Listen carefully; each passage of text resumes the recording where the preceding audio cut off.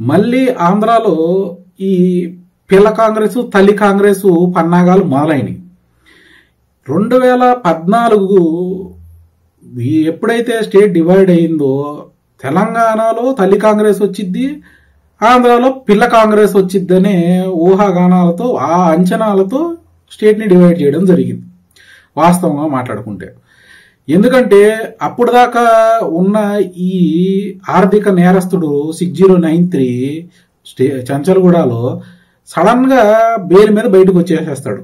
వచ్చి ప్రచారం చేసుకొని నన్ను ఇట్లా తల్లి కాంగ్రెస్ వేధించింది, అది చేసింది, ఇది చేసింది అని చెప్పి సానుభూతి తెచ్చుకొని జనాలకి ఈ ఎప్పుడైతే డివైడ్ అవ్వగానే వాళ్ళకు తెలుసు ఏమని ఈ చంచల్గూడ ఫ్యామిలీ వెళ్ళి ఆ ఇటలీ పార్టీ వాళ్ళని అధ్యక్షురాలని కాలు మొక్కితే ఈయన రిలీజ్ చేయడం జరిగింది.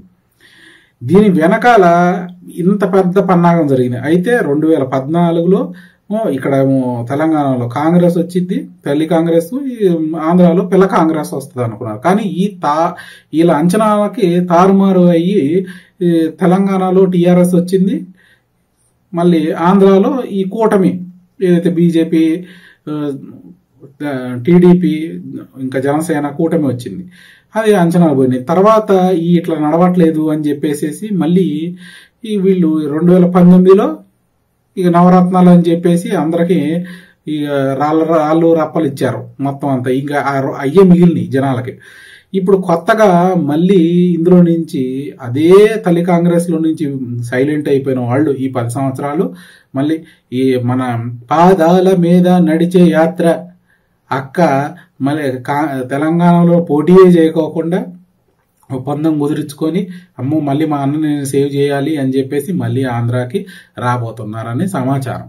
వీళ్ళు వస్తారు కూడా, వచ్చి మళ్ళీ రీయాక్టివేట్ చేసుకోవడానికి చేస్తే గనక ఈయన మీద ఉన్న వ్యతిరేక ఓటు చీలకూడదు, మళ్ళీ నేను మా తల్లి కాంగ్రెస్ కి మళ్ళీ కొన్ని ఓట్లు చీల్చేటట్టు ఒక 60-70 మంది ఇప్పుడు ఆల్రెడీ వీళ్ళకి ఇవ్వకపోతే ఎక్కడ పోతారు వీళ్ళు? రాజకీయ నిరుద్యోగులు అయితే కాకూడదు, ఉన్నాయి డబ్బులు, ఇప్పుడు దాకా తిన్నాము, ఈ 5 సంవత్సరాల్లో మింగేశాము కాబట్టి ఎందులో పోవాలి? మళ్ళీ తల్లి కాంగ్రెస్ పోవాలి. అది ఓట్లు చీలిపోయినా కానీ అటే పోవాలి, ఇంకోళ్ళు రాకూడదు. ఆ ఓటు చీలి మళ్ళీ ఈ ఆర్థిక నేరస్తుడు 6093 రావాలి అన్న ఆలోచనతో ఈ కుట్ర వెనకాల జరుగుతుందన్నది ఒక పెద్ద అనుమానం. ఇది రేపు పండగ తర్వాత, సంక్రాంతి పండగ తర్వాత వీళ్ళు మళ్ళీ బ్యాక్ అందరూ మళ్ళీ కాంగ్రెస్ లో చేరితే గనక ఈ ద్రోహుల్ని, ఈ ఆంధ్ర ద్రోహులని ఖచ్చితంగా జనాలు బుద్ధి చెప్పాలి. ఏంటంటే ఈ తల్లి కాంగ్రెస్ అట్టాగా ఉంది, పిల్ల కాంగ్రెస్ అట్టాగా ఉంది. 10 సంవత్సరాల నుంచి రాష్ట్రం అప్పులు పాలై 10 సంవత్సరాలు 10 లక్షల కోట్లు.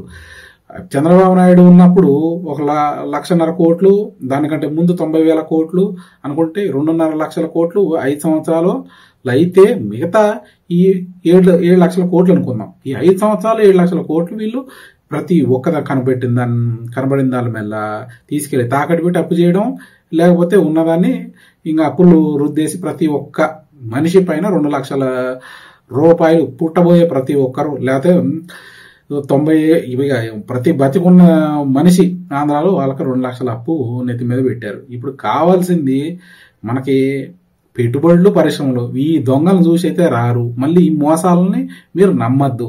వీళ్ళు మేము 10 సంవత్సరాల నుంచి ప్రత్యేక హోదా ఇవ్వలేదు, మేము వస్తే ఇస్తామని కాంగ్రెస్ మళ్ళీ ఇప్పుడు మీకు కపట ప్రేమ ఇంకా ఏదో కన్నీరు గార్చుకుంటూ మీ దగ్గర రాబోతున్నది. వాళ్ళు చెయ్యలేదని. వాళ్ళు వాస్తవంగా చేసేది ఉంటే మీరు ఆ విభజన హామీల్లో ముందే ప్రత్యేక హోదాని చేరుస్తారు.